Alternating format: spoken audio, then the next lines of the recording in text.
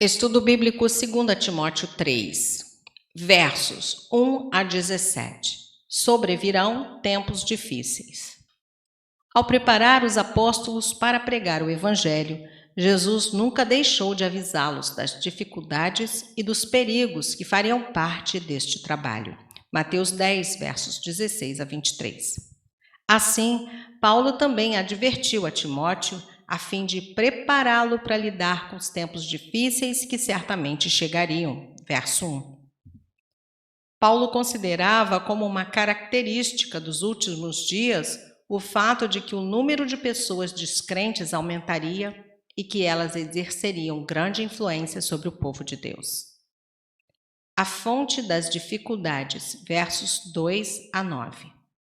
O cristão é cidadão do céu, Filipenses 3:20, mas vive no mundo, um território hostil, governado pelo Deus desse século. João 17, versos 14 a 18 e 2 Coríntios 4, versos 3 e 4. Timóteo teria que lidar com homens que rejeitaram a verdade de Deus para seguirem os desejos desse mundo. Paulo faz uma lista dos atributos daqueles que perturbam a igreja, destacando seu egoísmo e seu amor para tudo aquilo que é contra a vontade de Deus. Versos 2 a 4. Tais homens complicam a vida do servo fiel, pois não somente fazem o errado, como também encorajam outros a rejeitarem a verdade. Até parecendo ser espirituais, eles levam sua falsidade às casas dos mais fracos e daqueles que não conseguem distinguir a verdade da mentira. Versos 5 a 7. O que torna os falsos mestres e determinado tipo de homem pessoas perigosas é que elas parecem ser cristãs. O que Paulo quis dizer no verso 6 é que algumas mulheres em Éfeso estavam sendo vulneráveis ao engano dos falsos mestres. As maneiras e métodos desses homens não são uma novidade. Até mesmo Moisés foi desafiado por homens que agiram assim. Versos 8 e 9, 2 Pedro 2, versos 5 a 8 e Judas 14 e 16. A tradição judaica identifica esses nomes, Janes e Jambres, com os dois mágicos egípcios que se opuseram a Moisés perante Faraó. Êxodo 7 e 8. Mas Paulo acreditava que o verdadeiro caráter dos falsos mestres seria exposto. Deus traria tudo à luz. Os piedosos serão perseguidos, versos 10 a 13. Paulo havia pregado o evangelho nas 3 cidades citadas no verso 11. Durante sua primeira viagem missionária e contra uma oposição significativa, fundou uma igreja em cada uma delas, incluindo Listra, que é a cidade natal de Timóteo. Em forte contraste com os homens infiéis, há o exemplo do apóstolo Paulo. Desde o momento em que Timóteo se converteu, testemunhou a vida do apóstolo, vendo a maneira dele ensinar e viver em verdadeira piedade. Timóteo viu a firmeza de Paulo mesmo no meio de muitas tribulações. A vida de Paulo não era fácil, mas sua plena confiança no Senhor o livrou do desespero.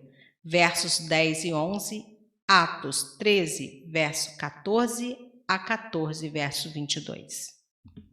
Paulo sabia que as aparências desse mundo frequentemente enganam, pois o servo fiel sofrerá perseguição enquanto os ímpios parecem prosperar. Versos 12 e 13, Salmos 37 e 73, 94. Porém, a confiança do servo fiel deve ser no Senhor e não nas aparências desse mundo. O Novo Testamento ensina que os cristãos devem se preparar, pois passarão por perseguição. Verso 12. Firmeza pela palavra, versos 14 a 17. Mais importante ainda do que o bom exemplo de Paulo, Timóteo teve à sua disposição a coisa mais útil na luta contra a corrupção dos homens. Mesmo antes de conhecer o apóstolo, Timóteo havia aprendido a confiar nas sagradas letras de Deus, ensinadas por sua mãe e por sua avó, versos 14 e 15. As escrituras citadas se referem ao Antigo Testamento, porque nessa época o novo ainda havia sido organizado e alguns livros nem haviam sido escritos, como, por exemplo, o Apocalipse. Deus é tanto fonte como principal autor das Escrituras, apesar de elas terem sido escritas por autores humanos. Mas toda ela foi inspirada pelo Espírito de Deus e revela o pleno peso de sua autoridade. A palavra inspirada do Senhor foi feita justamente para preparar os seus servos.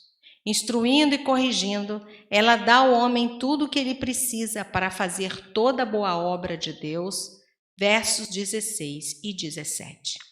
O servo fiel, inteirado e confiante na palavra do Senhor terá toda a preparação necessária para lidar com qualquer dificuldade deste mundo. Tempos difíceis certamente sobrevirão.